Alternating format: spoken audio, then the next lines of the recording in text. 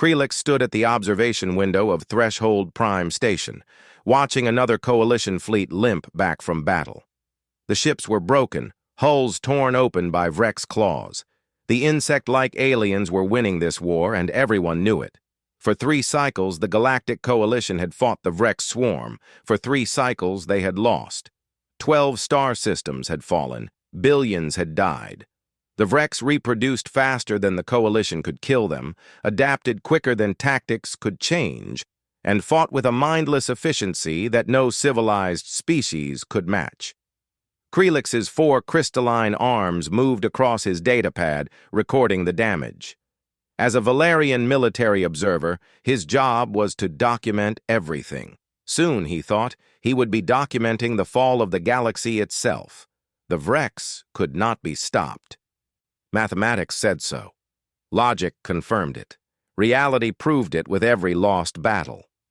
"Observer Krelix," a voice called. "New arrivals in Dock 7.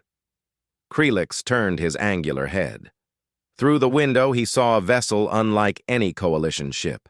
It was blocky, ugly, covered in armor plating instead of elegant energy shields. Primitive projectile weapons lined its hull. The ship looked like it belonged in a museum, not a war. "What species?" Krelix asked. "Human." Krelix searched his memory. Humans, the newest members of the Galactic Coalition. They had only discovered faster-than-light travel 2 generations ago. Their technology was outdated. Their weapons were kinetic-based. They still used chemical propulsion for their planetary craft. By galactic standards, they were children playing with toys. "They sent 1 battalion," the communications officer added. "Commander Hyun is requesting a tactical briefing." 1 battalion. Against a threat that had destroyed entire fleets. Krelix felt something close to pity. These humans did not understand what they were facing. They would learn, then they would die, and Krelix would record it all. The briefing room was full of Coalition officers, Valerians, Thoraxians, Kryn warriors, all the major species. They looked tired, defeated. Then the humans entered. Commander Hyun walked in first.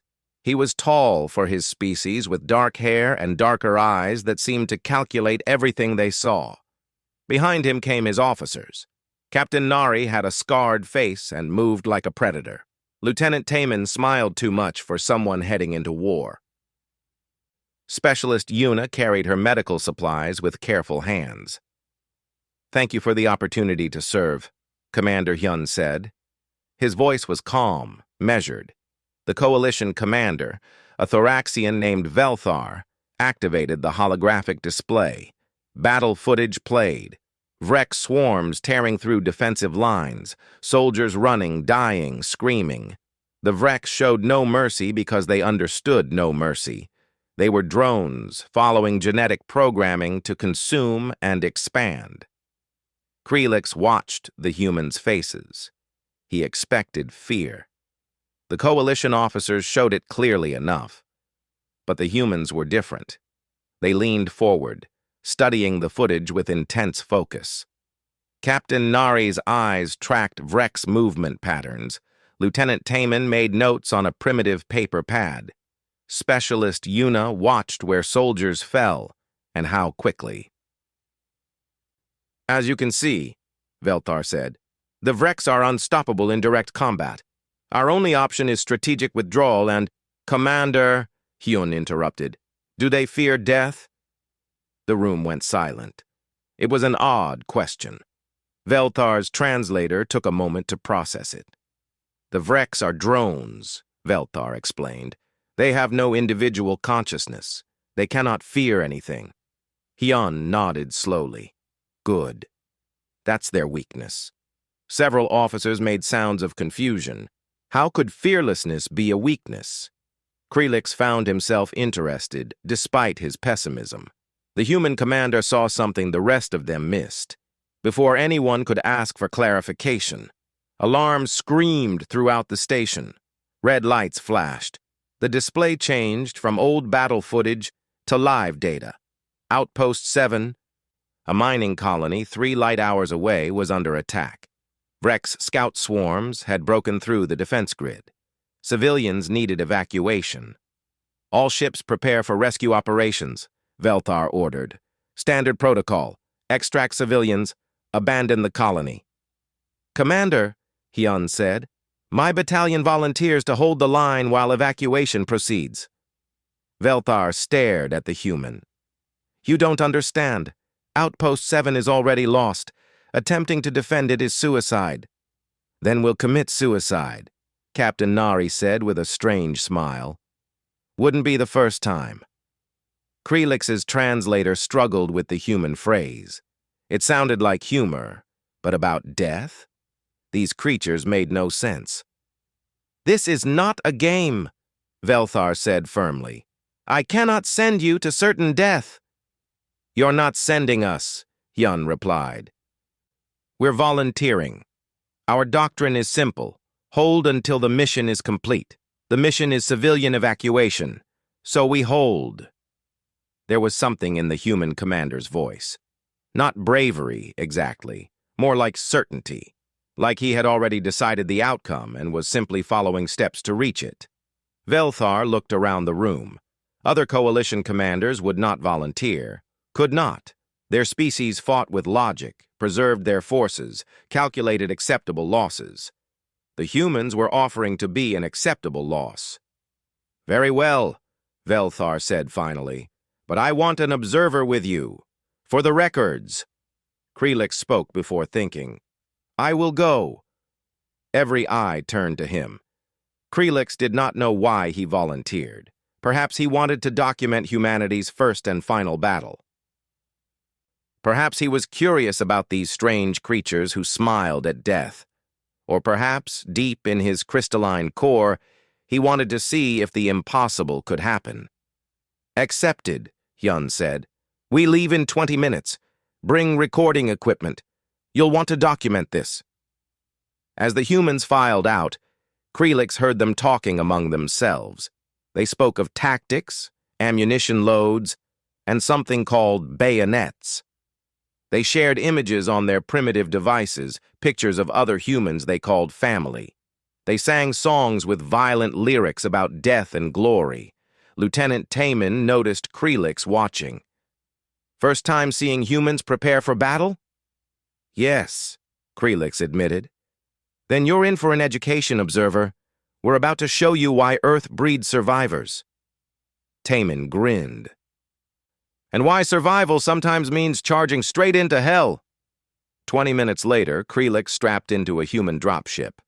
The interior was cramped, hot, and smelled of oil and something the humans called coffee.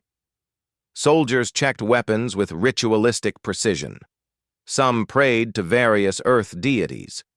Others simply sat in silence, eyes closed. Captain Nari sat across from Krelix. She was cleaning a long blade with careful strokes. Why do you carry a knife? Krelix asked. You have guns. Nari looked up. Her eyes were hard but not cruel.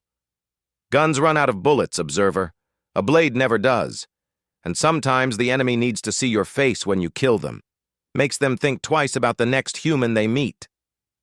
The dropship shuddered as it launched. Through the window, Krelix saw Outpost 7 growing larger. Even from orbit, he could see the Vrex swarms moving across the surface like a living shadow. There were thousands, maybe tens of thousands, and only 300 humans going down to face them. We're walking into hell, Nari said, still cleaning her blade. Might as well march in with a smile. Around the dropship, other soldiers began to sing. It was a human war song, ancient and brutal. Something about blood and thunder and never surrendering. The words made no tactical sense, but the sound of it, the raw emotion, sent vibrations through Krelix's crystalline body. These humans were different from any species he had observed. They knew they might die. They accepted it. And somehow, that acceptance made them more dangerous, not less. The dropship hit atmosphere and began its descent into hell. The dropship slammed into Outpost 7's landing pad hard enough to crack the concrete. Krelix's harness dug into his crystalline shoulders as the ship bounced once, twice, then settled with a screech of metal. Before he could process what happened, the human soldiers were already moving. "Go, go, go!" Captain Nari shouted. The ramp dropped. Heat and noise flooded in. The colony was chaos. Buildings burned. Civilians ran in panic. And everywhere the wrecks. Insect bodies the size of ground vehicles, mandibles clicking, razor-sharp limbs cutting through anything in their path. The sound of them was worse than their appearance. A chittering, scraping noise that hurt Krelix's audio sensors. Coalition defenders were falling back in complete disorder. Their shields flickered and died under Vrek's acid spray. Their elegant energy weapons took too long to recharge between shots. They fought with logic, pulling back to preserve forces, and the Vreks punished every retreat. The humans did not retreat. They advanced. "First squad, left flank," Yun's voice cut through the noise like a blade. "Second squad, establish firebase at the mining office. Third squad, with me to the civilian shelters. Move like you mean it." The soldiers scattered with practiced efficiency. Krelix followed Hyun's group, his recording equipment capturing everything. He had to run to keep up.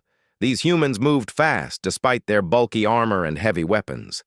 A Vrek's drone scuttled around a corner, mandibles spread wide. 3 soldiers fired simultaneously. The kinetic rounds punched through the creature's carapace with brutal efficiency. The Vreks fell, ichor pooling around it. "Contact's right," someone shouted. More Vreks poured from an alley, too many. The coalition doctrine said to fall back, regroup, preserve forces. Hyun's doctrine was different. "Grenades!" he ordered. Small metal spheres arced through the air. Explosions ripped through the Vrek swarm. Body parts flew in every direction. Before the smoke cleared, the humans were already firing, moving forward through their own explosions. Krelix realized something that made his crystalline structure tingle with fear. The humans did not fight to survive. They fought to win. There was a difference. Survival meant staying alive. Winning meant making the enemy die. The humans had chosen the second option. They reached the civilian shelters. Hundreds of colonists, mostly Thoraxian and Valerian families, huddled inside. Coalition soldiers guarded the entrance, but they looked ready to run. "We're setting up defensive positions," Hyun told the ranking coalition officer. "Get your people ready to move the civilians when we give the signal." "Defensive positions?" the officer said, his translator conveying disbelief. "There are thousands of Vreks out there. We need to evacuate now." "Then the Vreks will catch you in the open and kill everyone," Hyun said calmly. "We hold here. We make them pay for every meter. When the transports land, then, and only then, do we move. Understood?" The coalition officer wanted to argue. One look at Hyun's face changed his mind. The human commander had the eyes of someone who had made a decision and would not be moved. Not by logic, not by fear, not by anything. The humans began digging.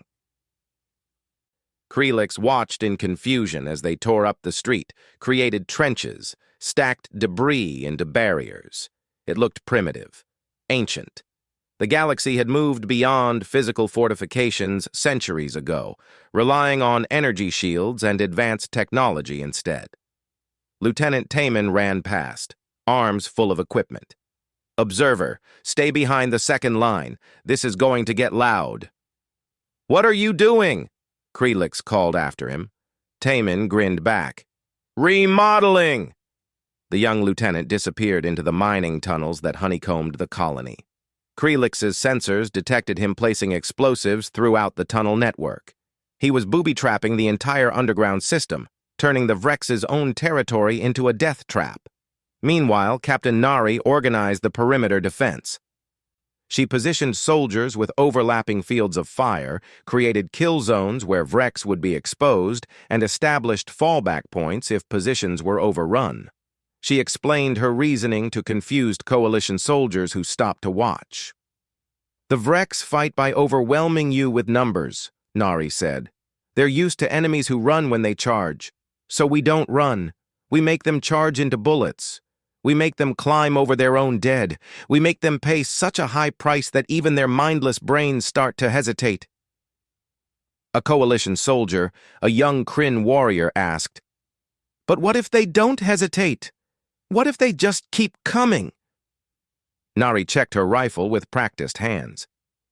"Then we keep killing until they stop coming or we stop breathing, whichever happens first." The Kryn warrior stared at her. Krelix understood his confusion. The Kryn were known as a warrior culture, prided themselves on bravery and battle. But even they fought with survival as the goal. The humans fought with something else entirely.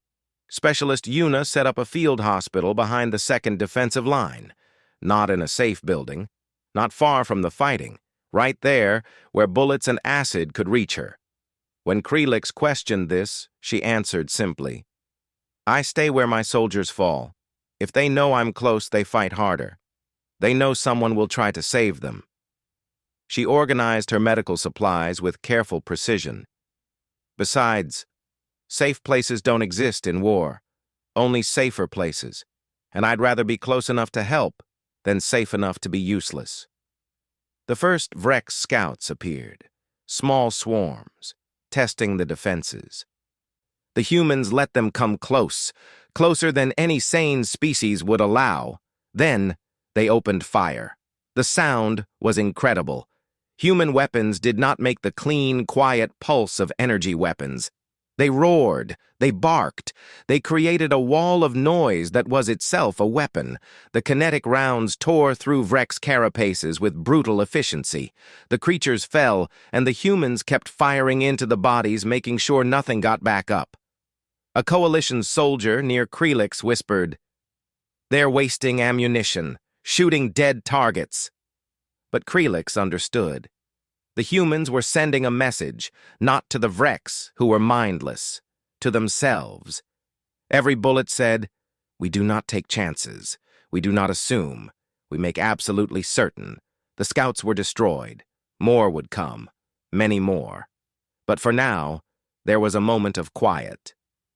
Hyun walked the defensive line, checking on his soldiers. He stopped at each position, asked questions, made small adjustments. He spoke quietly to a young soldier who looked scared. Whatever he said made the soldier nod and grip his weapon tighter. When Hyun reached Krelix, the commander paused. "You're recording everything?" "Yes," Krelix said, "for the archives." "Good. Make sure you record this part." Hyun looked out at the burning colony, at the distant chittering of the approaching Vreks swarm.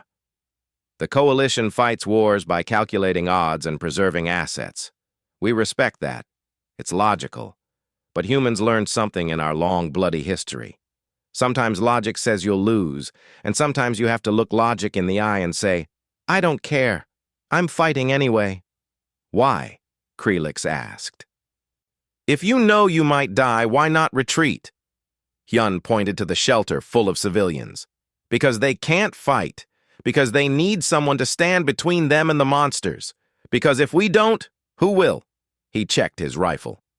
"We're not fearless, Observer. We're terrified. But we learned that the only thing more terrifying than facing death is living with the knowledge that we ran when others needed us to stand." The ground began to shake. Krelix's sensors screamed warnings. The main Vreks swarm was coming. His instruments counted them. Thousands. Maybe tens of thousands.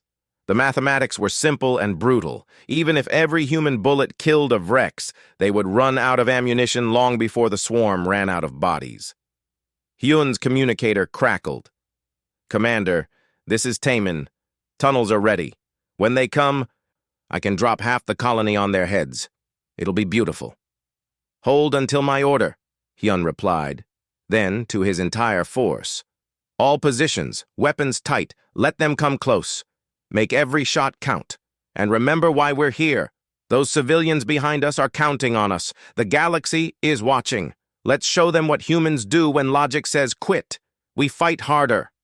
The Vrex appeared on the horizon, a living wave of chitin and claws and mindless hunger. They came without fear because they could not understand fear.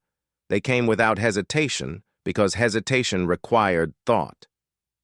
Krelix recorded it all. The humans watching the swarm approach. The way they checked their weapons one last time. The way some of them smiled, actually smiled, in the face of certain death. Captain Nari's voice rang out clear and sharp. "Steady! Wait for it!" The swarm drew closer. The sound of thousands of clicking mandibles filled the air. Coalition soldiers looked ready to break. The humans looked ready to explode. "Hold!" Nari commanded. Closer. Krelix could see individual Vrex now. Could count their legs. Could see the acid dripping from their mandibles. "Hold!" The Vrex were almost at the first defensive line. Any second now, they would crash into the human positions like a tsunami hitting a sandcastle. Nari raised her hand, then dropped it. "Fire!" The world became noise and fury. The human guns created a storm of metal. Krelix had seen energy weapons before, elegant beams of light that killed cleanly. This was different. This was brutal. Hundreds of kinetic rounds per second tore through the Vrex swarm like invisible claws. Chitin cracked, ichor sprayed. Bodies fell. But the Vrex kept coming. They climbed over their own dead. They pushed forward through the bullets like the rain was nothing but an annoyance. For every Vrex that fell, 3 more took its place. The mathematics that Krelix had calculated were playing out exactly as predicted. The humans would be overrun. It was only a matter of time. Except the humans did not seem to care about mathematics. "First wave breaking through!" a soldier shouted. Vrex reached the first defensive line. Mandibles clashed against hastily built barriers. Claws scraped against metal. The creatures tried to swarm over, around, through any gap they could find. "Grenades now!" Hyun ordered. Explosions tore into the Vrex at close range. Body parts flew. The barriers held, but barely. More Vrex pushed forward, learning, adapting, finding weaknesses. "Taemin, Southern Tunnel Cluster," Hyun called into his communicator. "With pleasure." Taemin's voice came back, sounding almost cheerful. An explosion shook the ground. One entire section of the colony collapsed, taking hundreds of Vrex with it. The tunnel network that the creatures had been using to flank the humans became a mass grave. But still they came. The swarm never stopped, never slowed. Krelix's sensors showed the ammunition counters dropping. 40% remaining, 30%, 20. The humans were killing efficiently, but efficiency was not enough against infinite numbers. A Vrex broke through on the eastern side. It crashed into a human position, mandibles wide. The soldier there, a young man whose name Krelix did not know, jammed his rifle into the creature's mouth and fired until the magazine was empty. The Vrex died. So did the soldier, acid from the creature's death throes eating through his armor. Specialist Yuna ran to him immediately, not caring that Vrex were still nearby. She dragged the soldier back, tried to save him, but some wounds were beyond saving. Krelix recorded her whispering something to the dying man. Whatever she said made him smile before his eyes closed. "Second line. Prepare to receive," Captain Nari called out.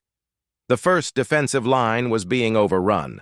The humans fell back in perfect order, each squad covering the others, still firing, still killing, making the Vrex pay for every meter. This was what they had planned. Give ground slowly, make it cost the enemy dearly, preserve the fighting force. But Krelix saw something in the Vrex behavior that made his crystalline heart freeze. They were learning. The swarm was adapting mid-battle. Vrex that pressed the center drew heavy fire, so the swarm shifted to the flanks. When explosives killed clusters, the swarm spread out. When bullets came from one angle, they attacked from another. The Vrex might be mindless individually, but the swarm itself was thinking. "Commander," Krelix called to Hyun, "they're adapting, learning from every attack." Hyun nodded, watching the swarm with calculating eyes. Good observation. Then we adapt faster. He switched communication channels. All units, pattern delta, switch positions every 30 seconds, rotate ammunition types, mix kill zones, do not let them predict us. The humans changed their entire defensive strategy in seconds. Soldiers who had been on the left moved to the right. Firing patterns shifted. Some used explosive rounds, some used armor-piercing, some used incendiary. The defensive line became chaotic, unpredictable. And the Vrex, programmed to learn and adapt, could not keep up with enemies who changed faster than they could learn. Krelix realized something profound. The Vrex evolved biologically over generations. The humans evolved tactically within minutes. It was the same principle, but operating at completely different speeds. The humans were out-adapting the ultimate adapters. But adaptation could not stop raw numbers. A massive Vrex warrior, twice the size of normal drones, smashed through a barrier. Its armored carapace shrugged off bullets.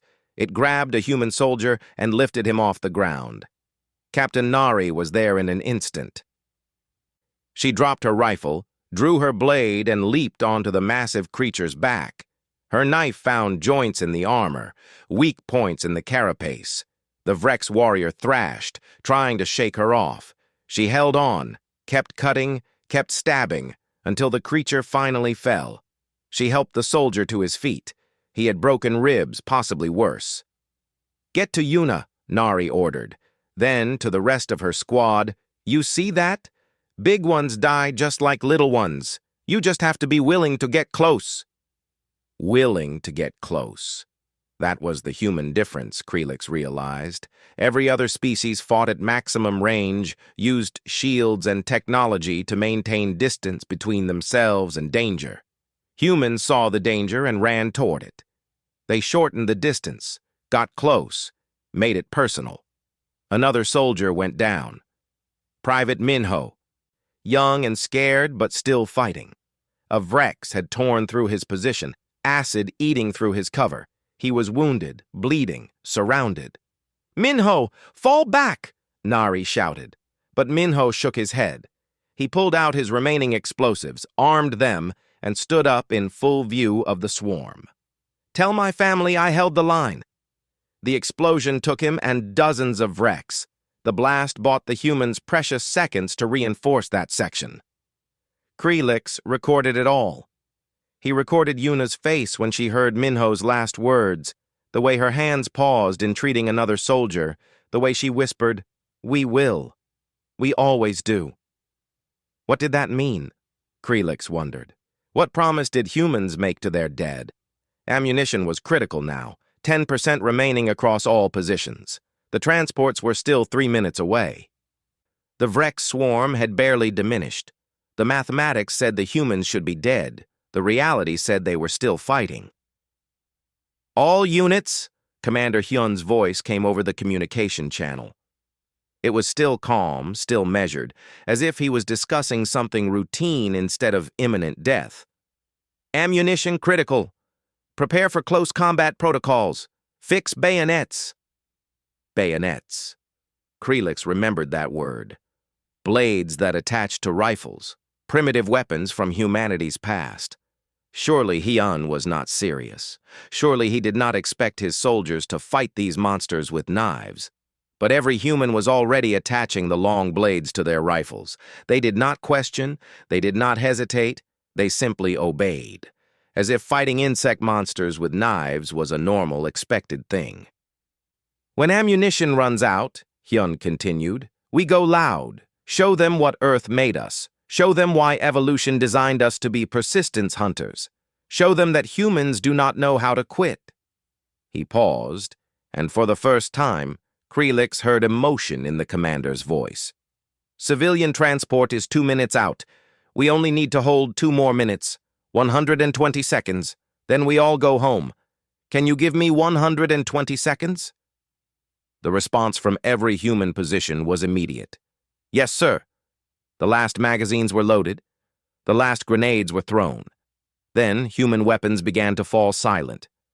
Not all at once, but in scattered instances across the defensive line. Click, click, click, the sound of empty chambers.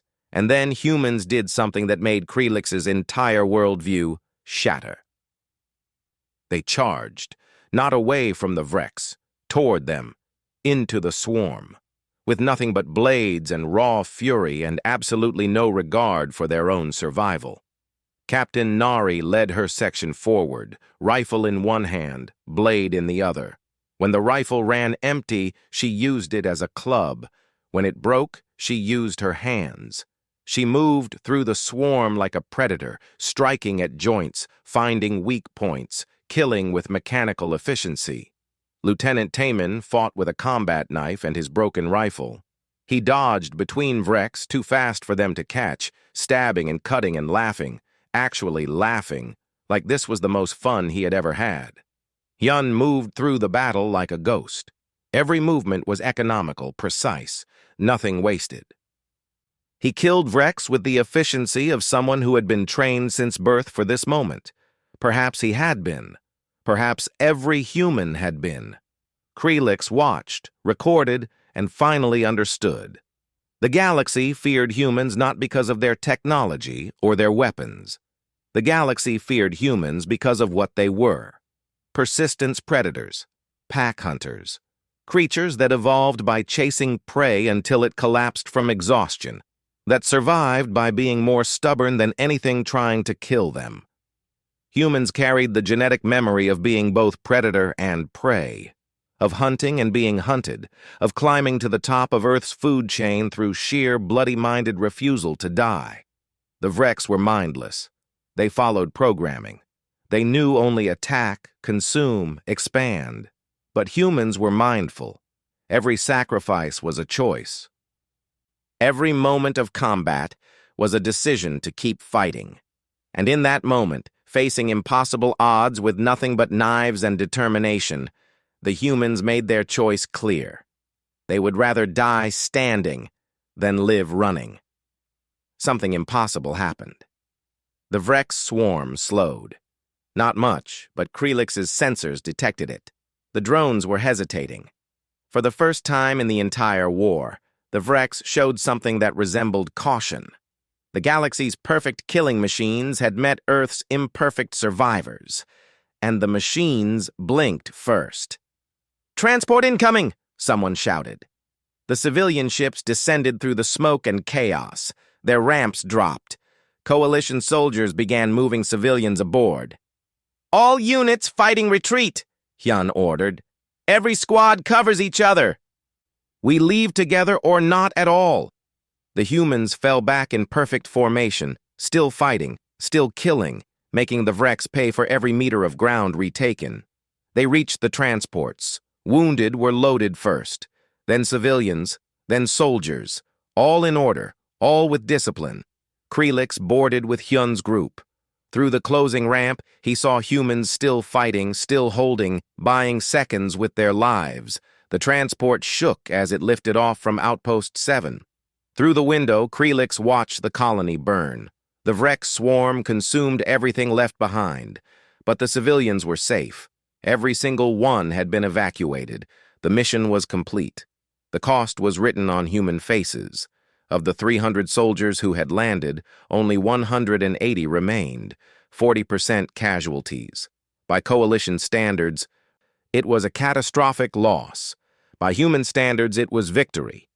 Krelix moved through the transport, recording the aftermath. Wounded soldiers lay in rows, being treated by Yuna and her medical team. None of them complained about their injuries. Some smiled. One soldier, missing an arm, joked with his squad mate about how he would have to learn to shoot left-handed now. They had faced certain death and somehow found humor in it. Captain Nari sat alone, cleaning her blade. It was covered in Vrex ichor, notched from hard use, but she cleaned it with the same careful precision as before. Krelix approached her. "You fought well," he said. It seemed like something that should be said. Nari looked up. Her face was covered in cuts and bruises. Her armor was dented and scorched, but her eyes were clear. "We did our job. That's all." 40% casualties, Krelix said. Does that not trouble you? Every death troubles me, Nari replied, still cleaning her blade. But we saved hundreds of civilians. We held against impossible odds. We showed the Vrex that humans do not break easily. She looked directly at Krelix. In war, victory is not about who survives. It is about completing the mission. We completed ours. Krelix returned to Threshold Prime and immediately began compiling his combat footage. The recording was extraordinary. Humans fighting Vrex in close combat. Humans charging into certain death and emerging victorious. Humans turning a catastrophic defeat into a strategic success. He uploaded the footage to the Coalition military network. Within hours, it spread across every civilized world in the galaxy. Millions watched humans do the impossible. Opinions were divided. Valerian analysts studied the footage frame by frame, trying to quantify human tactics into mathematical formulas. They failed. Human warfare did not follow logic. It followed determination. Thoraxian diplomats were horrified by the brutality. They sent formal complaints about human excessive violence and disregard for life. The humans ignored them.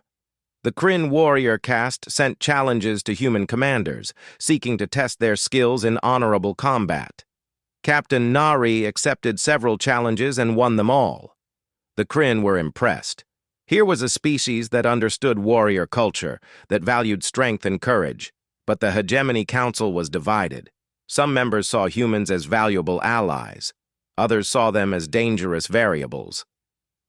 There were calls to restrict human military operations, to limit their involvement, to keep these violent creatures on a tight leash. Commander Hyun was summoned to the council chambers to explain his actions.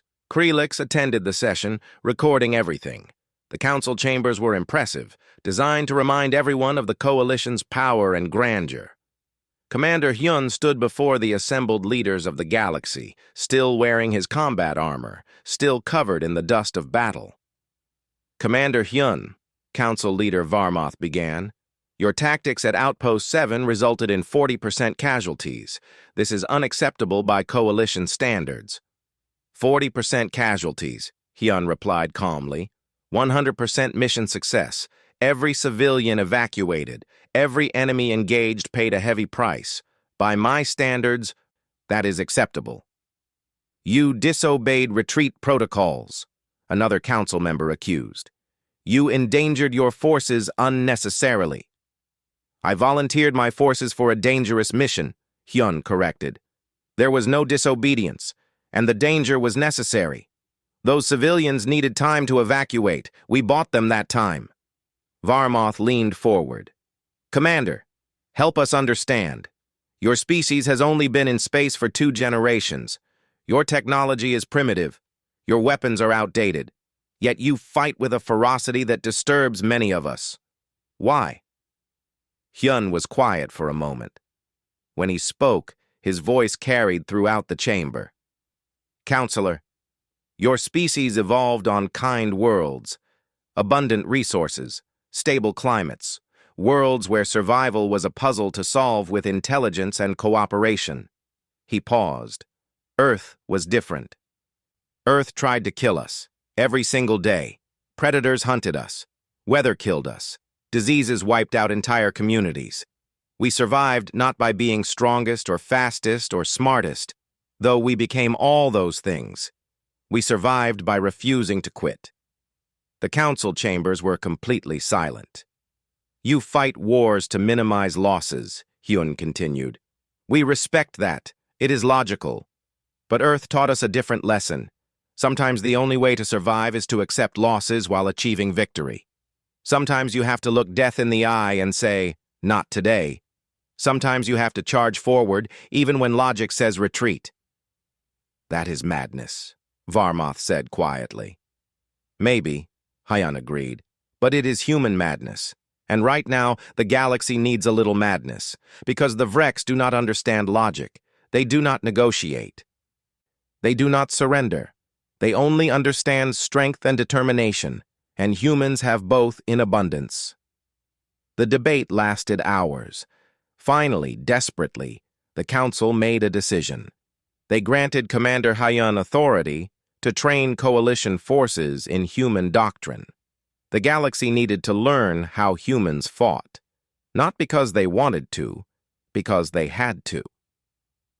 The training began immediately. Human instructors spread across coalition military bases. They taught 3 core principles. Never retreat when holding achieves victory, make the enemy pay for every meter, accept acceptable losses to inflict unacceptable damage. Coalition soldiers hated it. They were used to fighting from behind shields at maximum range. Human doctrine put them in close quarters where they could see their enemies' faces. It was brutal, terrifying, and effective. Krelix observed Captain Nari training a Kryn warrior squad. The Kryn were natural fighters, but even they struggled with human intensity. "You fight with honor," Nari told them.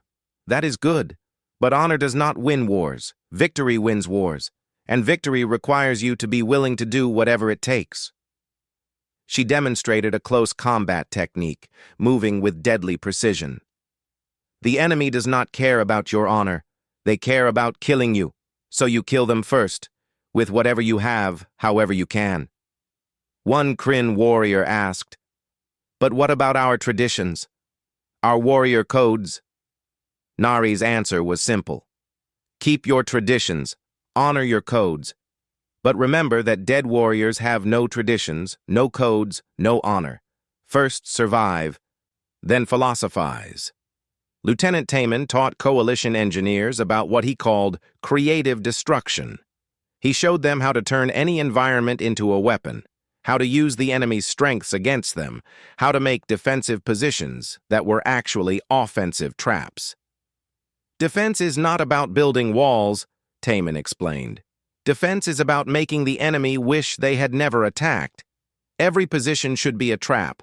Every retreat should lead them into an ambush. Make them afraid of winning because winning costs too much."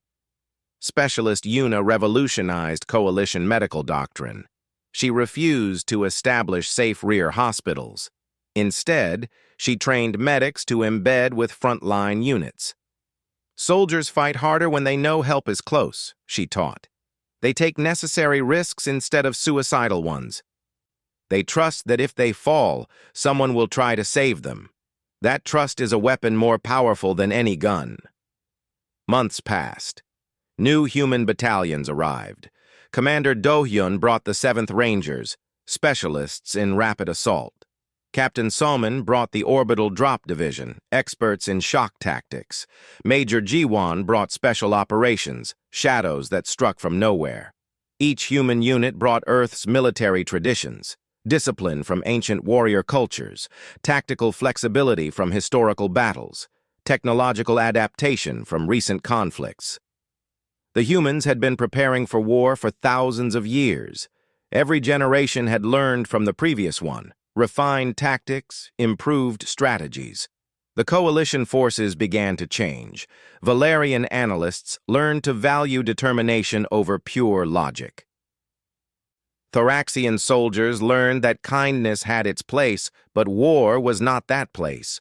Kryn warriors found new respect for humans, seeing in them the ultimate warrior culture. Most importantly, the coalition learned hope. For 3 cycles they had been losing. Now, with human tactics and human determination, they began to win. Small victories at first, successful defense of mining outposts, recapturing of minor systems, but victories nonetheless. The Vreks were still a threat. They still outnumbered coalition forces. They still adapted and evolved. But now, the coalition had something the Vreks did not: the human example. Krelix compiled his observations into a comprehensive report. He wrote about human tactics, human weapons, human training methods, but mostly he wrote about human psychology. The strange ability to accept fear and fight anyway. The willingness to sacrifice for others. The stubborn refusal to accept defeat even when defeat seemed certain. His report ended with a question. Are humans fearless? No, they are terrified. but they have learned to make fear into fuel.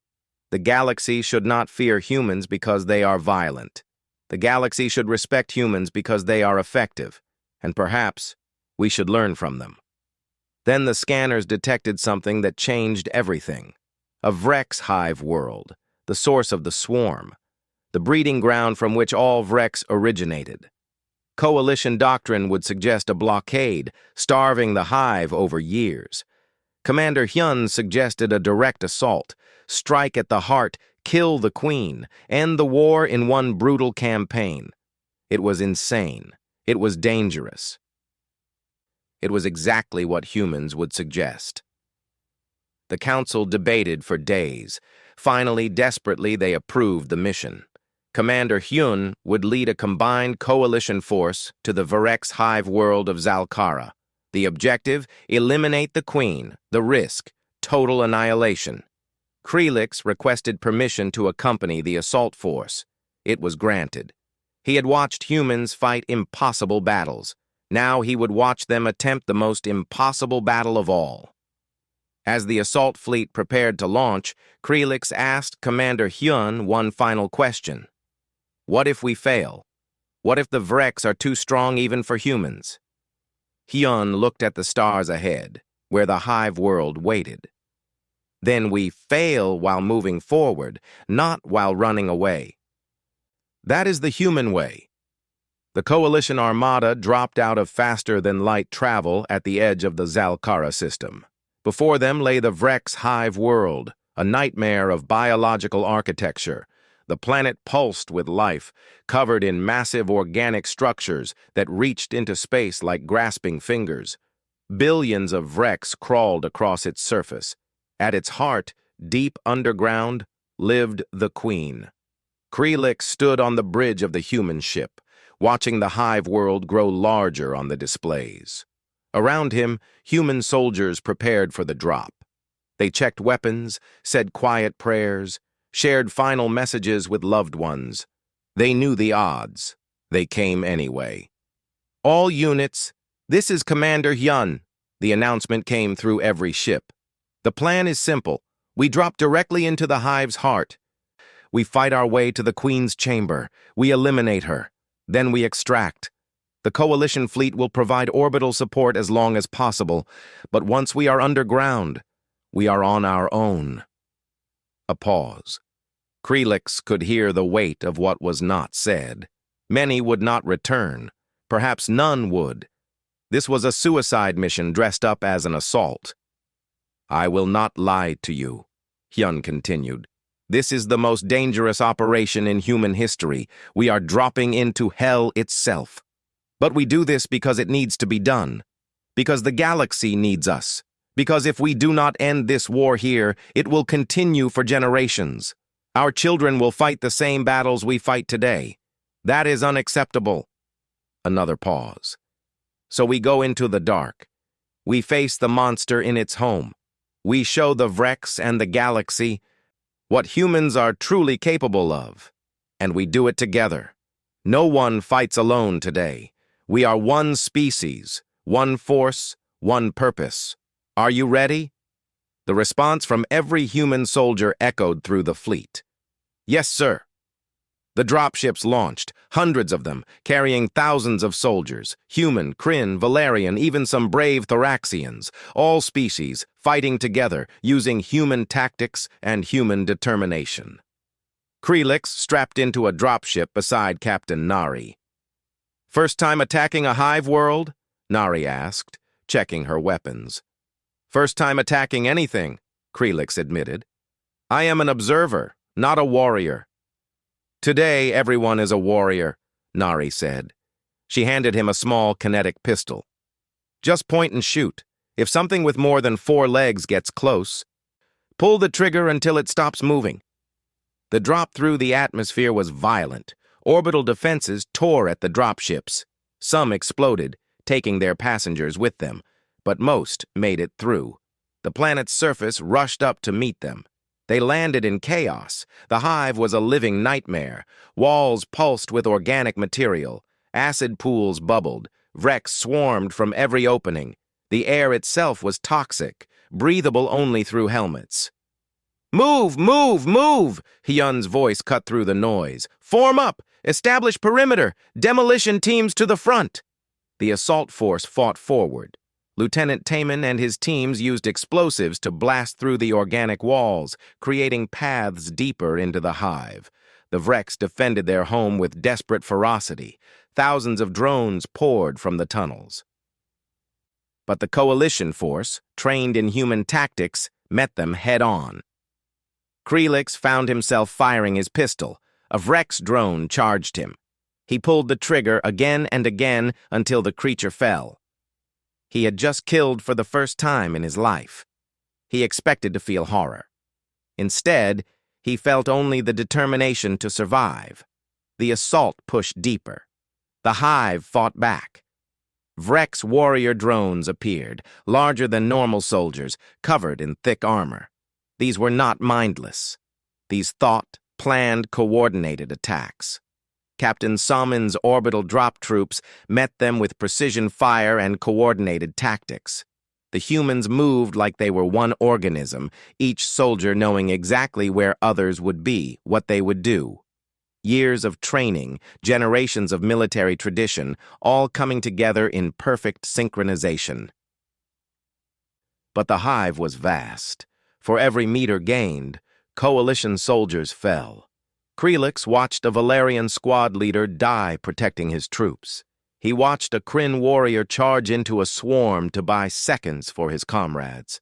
He watched humans sacrifice themselves again and again, each death buying another few meters of progress. Major Jiwan's special operations teams scouted ahead, finding paths through the biological maze. They moved like ghosts, appearing and disappearing, leaving dead Vrex in their wake. When regular forces got pinned down, special operations teams struck from unexpected angles, relieving pressure.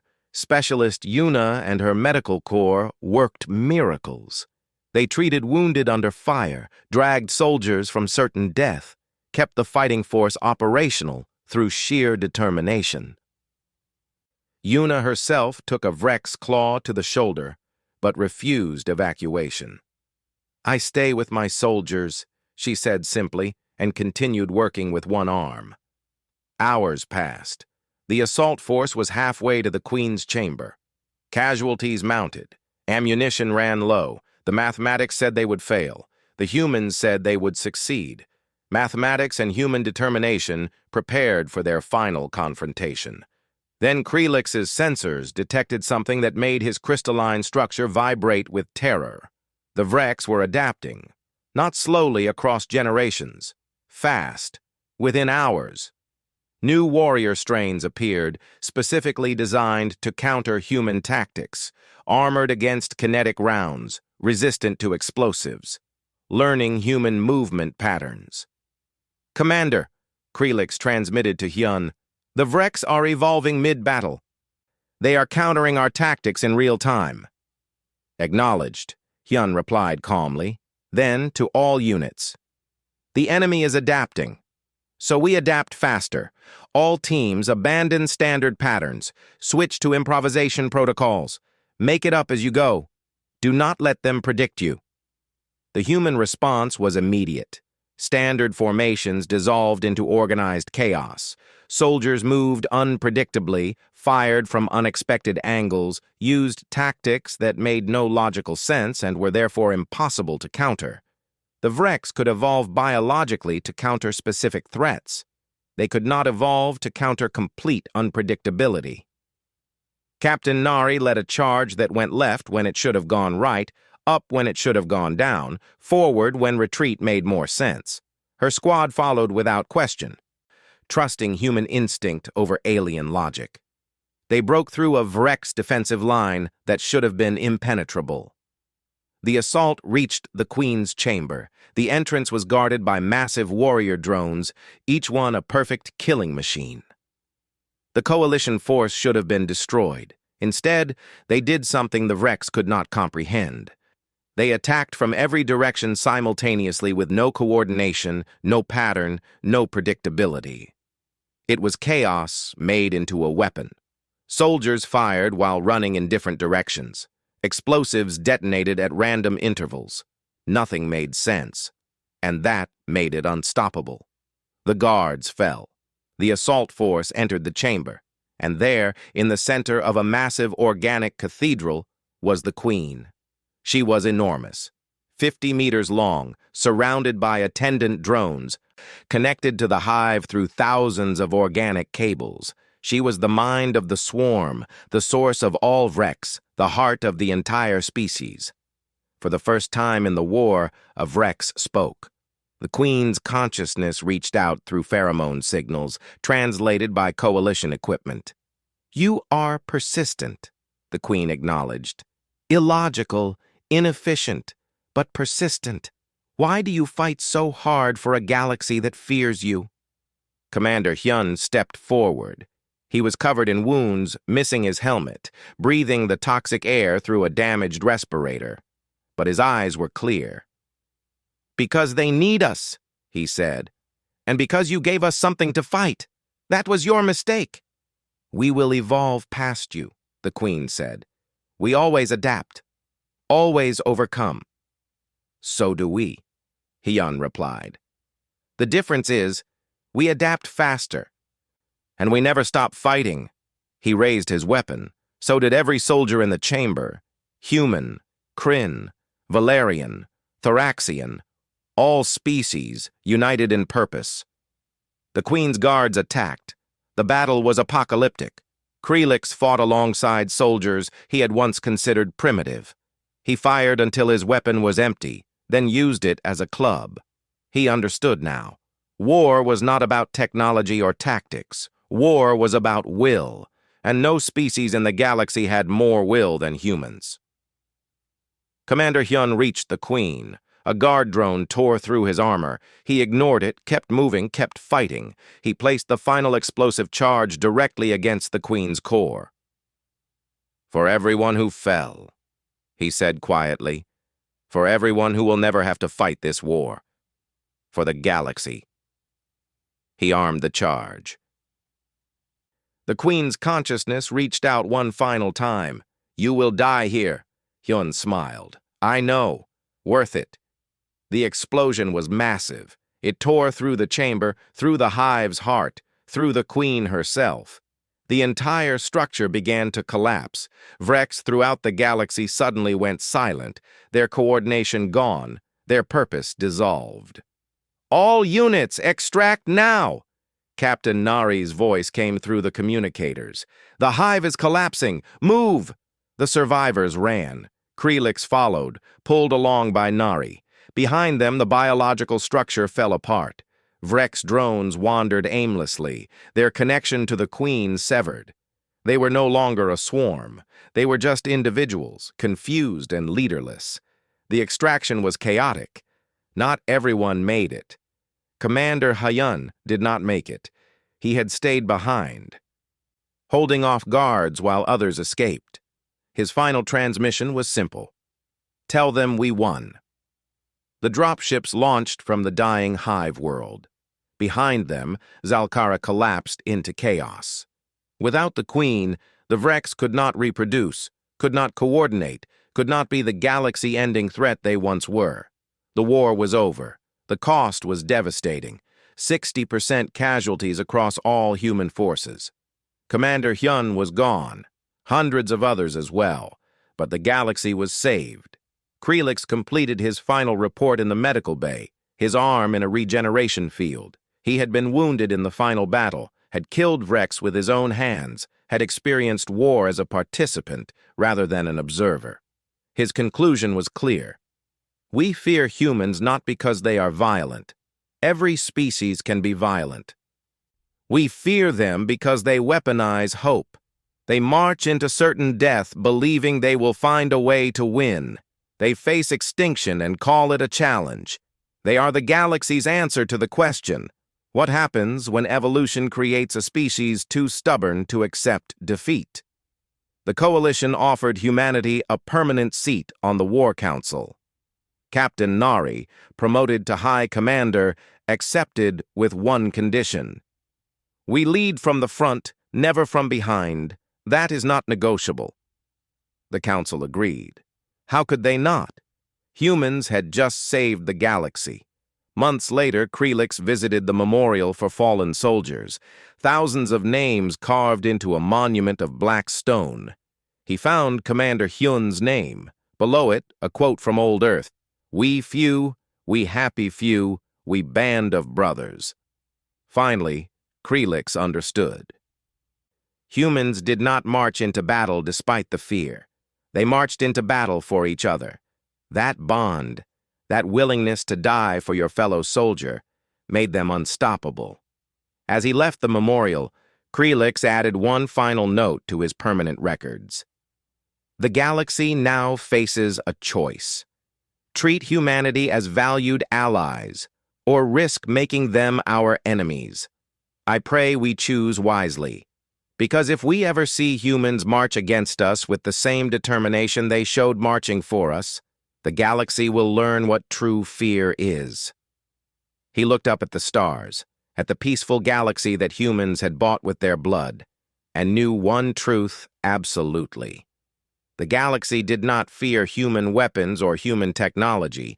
The galaxy feared the human spirit, that untamable, unbreakable, absolutely stubborn refusal to quit even when quitting made perfect sense. That was why seeing humans march into battle showed him why the galaxy feared them, not for what they could do with guns and ships and bombs, but for what they could do with nothing but determination and each other. And that, Krelix realized, was the most terrifying weapon of all.